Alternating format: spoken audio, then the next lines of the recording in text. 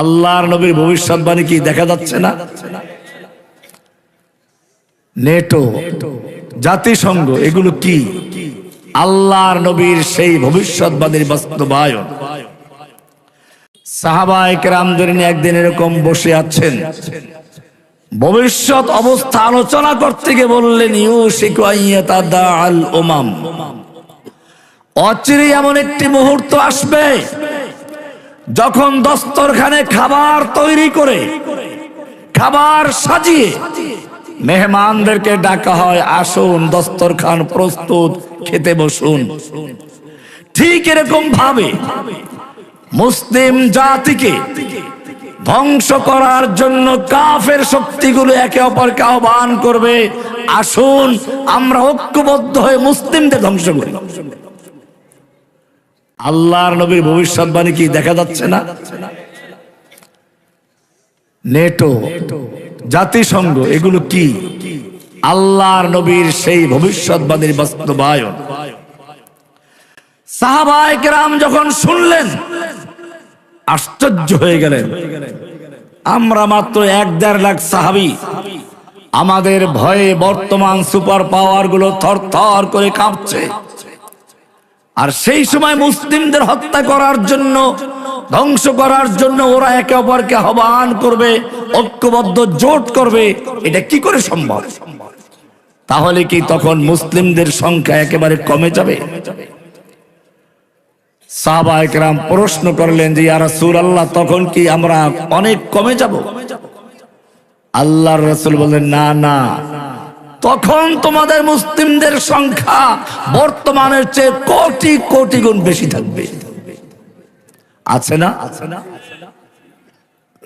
সাহাবায়ে কেরাম প্রশ্ন করলেন, তাহলে কাফেরদের এত বড় সাহস হবে কেন?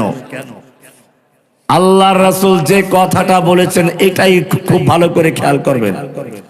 আল্লাহর রাসূল সাল্লাল্লাহু আলাইহি ওয়াসাল্লাম বললেন, তোমাদের সংখ্যা অনেক বেশি হবে ঠিকই, তবে ওয়ালাকিন্নাকুম গুসাউন কাগুসাইস সাইল, তোমাদের সংখ্যা হবে কোটি কোটি। বাংলাদেশি 18 কোটি, ইন্ডিয়াতে 25 কোটি, পাকিস্তানে কত, ইন্দোনেশিয়া মালয়েশিয়ায় কত, আরব দেশগুলোতে কত, মুসলিমদের অভাব নেই।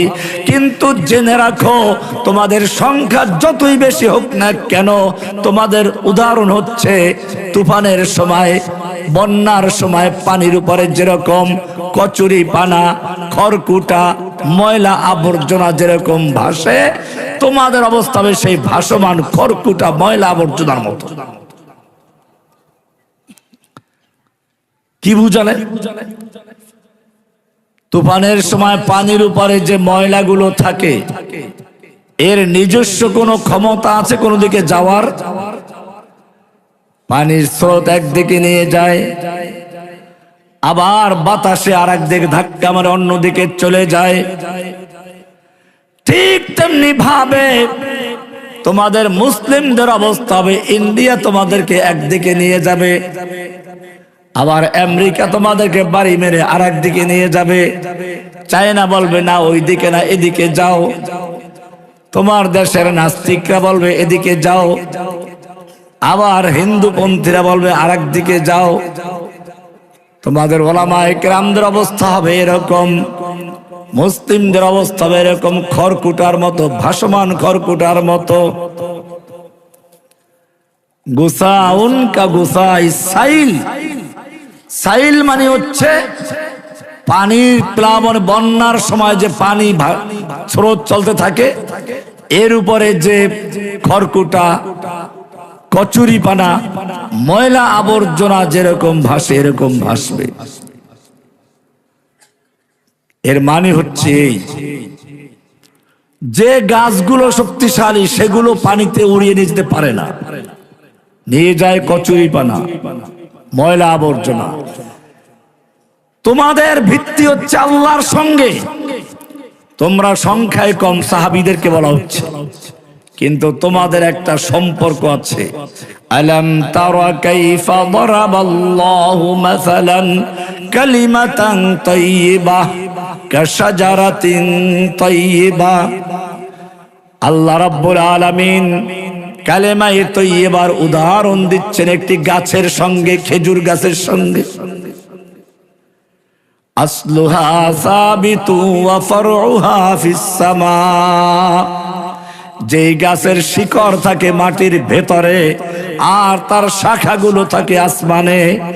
ও মুমিন, তুমি জমিনে বসবাস করবে, কিন্তু তোমার সম্পর্ক থাকবে সাত আসমান ভেদ করে, লৌহ কলম ছেদ করে আরশে আজিমের সঙ্গে তোমার সম্পর্ক থাকবে।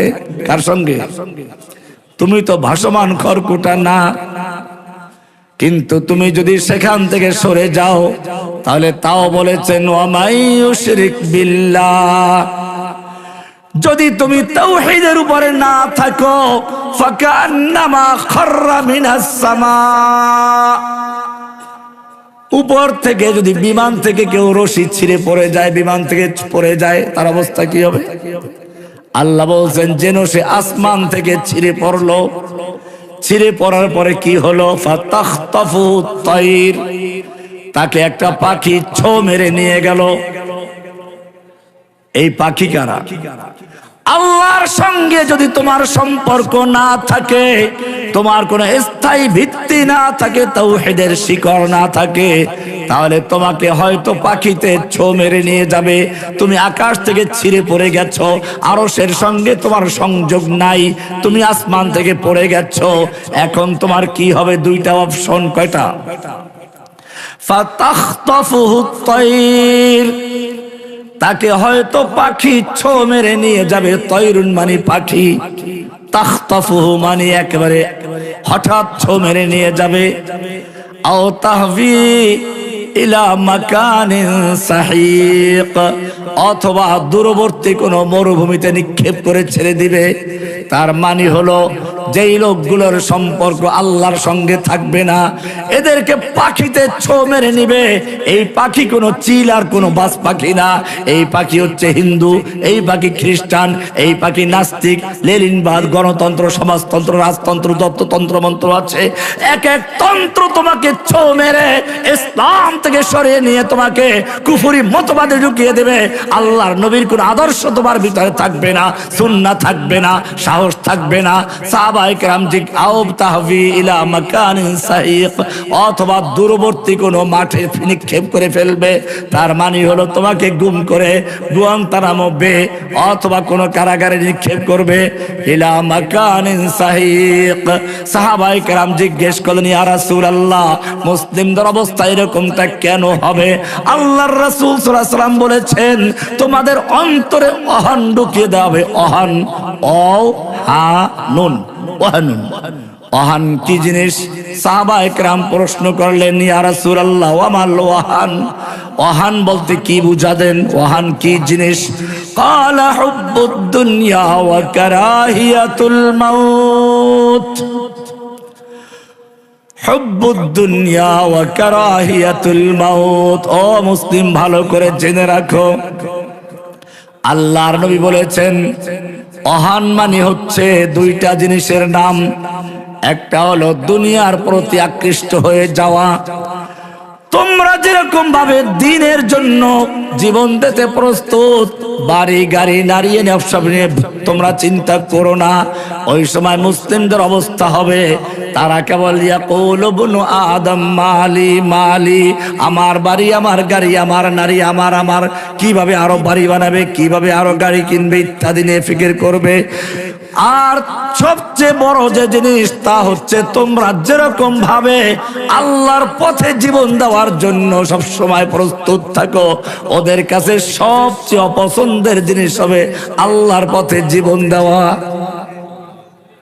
আল্লাহর নবী উহুদের ময়দানে যুদ্ধ করছেন, লোহার টুপি মাথায়, শরীরে লোহার পোশাক পরা।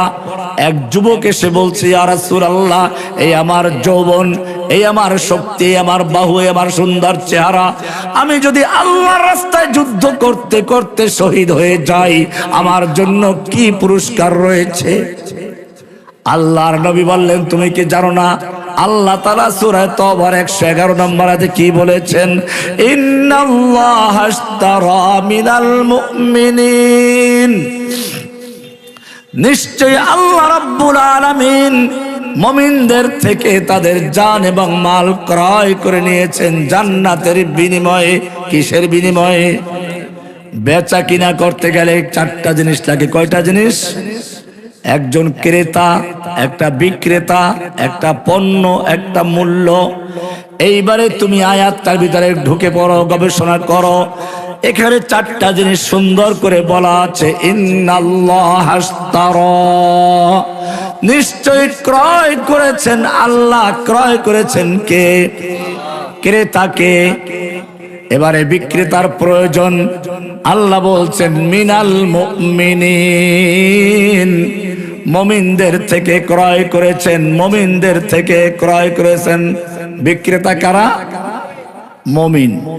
কি ক্রয় করেছেন? পণ্যটা কি? আল্লাহ বলছেন আনফুসাহুম ওয়া আমওয়ালাহুম, মুমিনদের জান এবং মাল ক্রয় করেছেন। এবারে তৃতীয় নাম্বারটা পাওয়া গেল, পণ্য পাওয়া গেল, মূল্যটা কি? আল্লাহ বলছেন বিআন্না লাহুমুল জান্নাহ, জান্নাতের বিনিময়ে ক্রয় করেছেন। কয়টা পাওয়া গেল? এইবারে তুমি প্রশ্ন করবে যে বুঝলাম বেচা কিনা হয়ে গেছে, এবারে বিক্রিত মালের মালিক কি ক্রেতা না বিক্রেতা? ক্রেতা মালিক হয়ে গেছে, বিক্রেতা এখন মালিক নয়, হস্তান্তর করতে হবে।